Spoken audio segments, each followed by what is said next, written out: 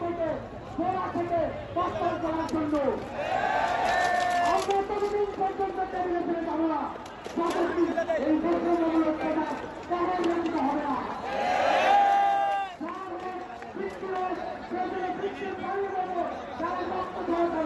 আমরা রাস্তা থাকবো না। আমাদের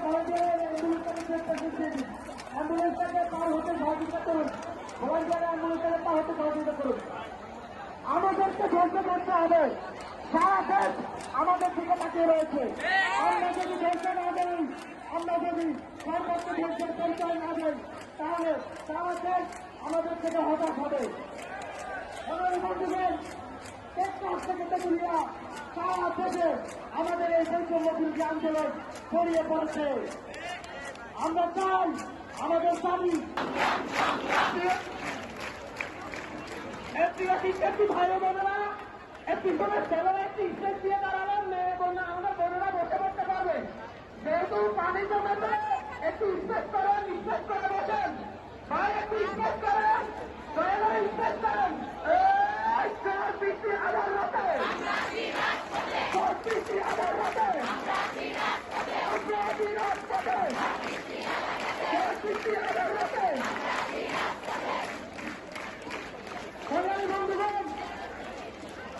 সবাই বেঁচে পড়ুন, সবাই জায়গা করে বেঁচে পড়ুন।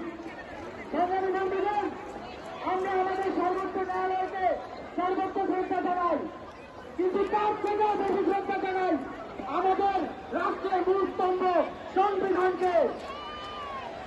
আমাদের সংবিধানের মূল কথা কি?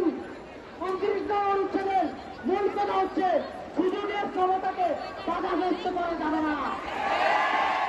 রাষ্ট্র চাইলে শুধুমাত্র অগ্রসর সৃষ্টির জন্য সুযোগের ক্ষমতায় কিছুটা বেগাত ছড়াতে পারে। আমরা বলছি সেটা অবশ্যই 7% বেশি নয়। সংবিধানের কোথাও বলা নেই মুক্তিযোদ্ধার নাতি নাতনি চতুর্থ